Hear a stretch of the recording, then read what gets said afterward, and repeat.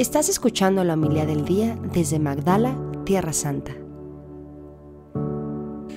En aquel tiempo fueron a ver a Jesús algunos de los saduceos, los cuales afirman que los muertos no resucitan, y le dijeron: Maestro, Moisés nos dejó escrito que si un hombre muere dejando a su viuda sin hijos, que la tome por mujer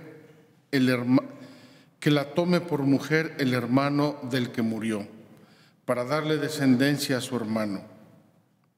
Había una vez 7 hermanos, el primero de los cuales se casó y murió sin dejar hijos. El segundo se casó con la viuda y murió también sin dejar hijos. Lo mismo el tercero. Los 7 se casaron con ella y ninguno de ellos dejó descendencia. Por último, después de todos, murió también la mujer. El día de la resurrección, cuando resuciten de entre los muertos, ¿de cuál de los 7 será mujer? Pues fue mujer de los 7. Jesús les contestó: están en un error, porque no entienden las Escrituras ni el poder de Dios. Pues cuando resuciten de entre los muertos, ni los hombres tendrán mujer, ni las mujeres marido, sino que serán como los ángeles del cielo. Y en cuanto al hecho de que los muertos resucitan, ¿acaso no han leído en el libro de Moisés aquel pasaje de la zarza en que Dios le dijo: Yo soy el Dios de Abraham, el Dios de Isaac, el Dios de Jacob? Dios no es Dios de muertos, sino de vivos. Están, pues, muy equivocados. Palabra del Señor. Gracias, Señor Jesús. Queridos hermanos, en la pregunta de estos saduceos se juegan muchas cosas para la vida del ser humano. Es verdad que querían hacer una pregunta capciosa. Yo no sé si en la historia de la humanidad alguna vez se dio un caso semejante. Probablemente sí. 7 hermanos casados con la misma mujer y se murieron los 7 y ninguno tuvo hijos. ¡Caramba! Es un caso de laboratorio. Pero vamos a hipotizar que se haya dado así, sobre todo cuando ha habido periodos de plagas muy graves, pandemias muy graves, que muere mucha gente. Yo no sé, se me hace un caso verdaderamente imaginario completamente, pero puede darse y vamos a suponer que se dé. ¿Qué es lo que en realidad está en cuestión? La vida de los hombres es breve. Hay salmos, ayer mismo decíamos, el hombre es como la flor del campo, pasa un soplo y desaparece. El ser humano pasa rápidamente por esta vida. Otro salmo, la mayoría viven 70 años, los muy fuertes llegan a 80. Ahorita tendríamos que ponerle 80 y 90. ¿Qué son 90 años comparados con la eternidad? ¿Qué son 50 años comparados con la eternidad? ¿Qué es la vida del hombre que pasa como un soplo comparado con la eternidad? Entonces, la pregunta verdadera de estos saduceos no es el tema de la mujer y de los 7 hermanos, que repito, es una pregunta que cae casi en lo ridículo, sino más bien el sentido eterno de nuestra vida, el valor eterno, la trascendencia. Por eso hoy el aleluya nos centra el tema. Yo soy la resurrección y la vida, dice el Señor. El que cree en mí no morirá para siempre. Mi vida tiene una dimensión eterna. Si creo en Jesucristo no voy a morir, porque Dios es un Dios de vivos. Si no creo, sí. Y aquí por creer no se refiere a una listita donde todos palomeamos. ¿Tú crees? Sí. Tú también sí, como si estuviéramos pasando lista.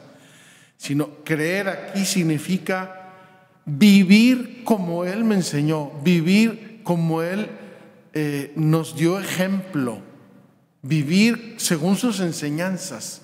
Eso significa creer. Y por eso la primera lectura de hoy es un portento a esta dimensión de la vida según Dios.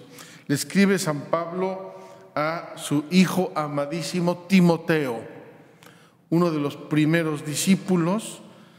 Pablo lo quiere con locura, reza por él, dice que piensa por él día y noche, lo recuerda en sus oraciones.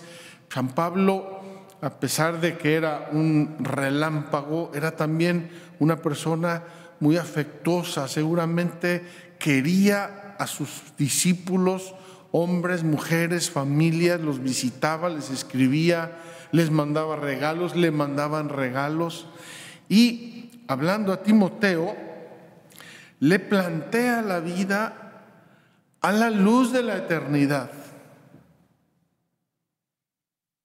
San Pablo deja a esos saduceos necios y fantasiosos de lado y da por supuesto que la vida es eterna y que Dios es un Dios de vivos y muertos. Y entonces se dirige a Timoteo y le dice: por eso te recomiendo que reavives el don de Dios que recibiste cuando te impuse las manos.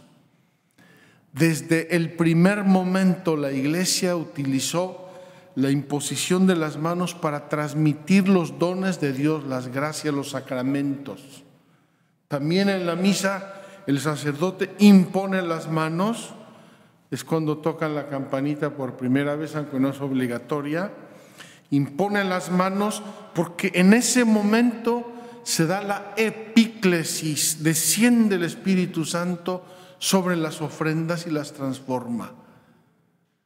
San Pablo le dice a Timoteo: te impuse las manos sobre ti, con eso te di el don del Espíritu Santo, vive según ese don, renuévalo siempre. Porque el Señor, esta frase me fascina y me ayudó mucho en un cierto tiempo de mi vida. Dice: porque el Señor no nos ha dado un espíritu de temor. Algunas traducciones dicen espíritu de cobardía, sino de fortaleza, de amor y de moderación. Esa fortaleza no nos hace ser un bulldozer que aplasta a los demás. Es fortaleza, es grandeza de ánimo, es magnanimidad que está compaginada con el amor y la moderación. Ser fuertes, según el Evangelio, no significa ser violentos, impetuosos, avasalladores. No te avergüences, pues, de dar testimonio de nuestro Señor, ni te avergüences de mí, que estoy preso por su causa.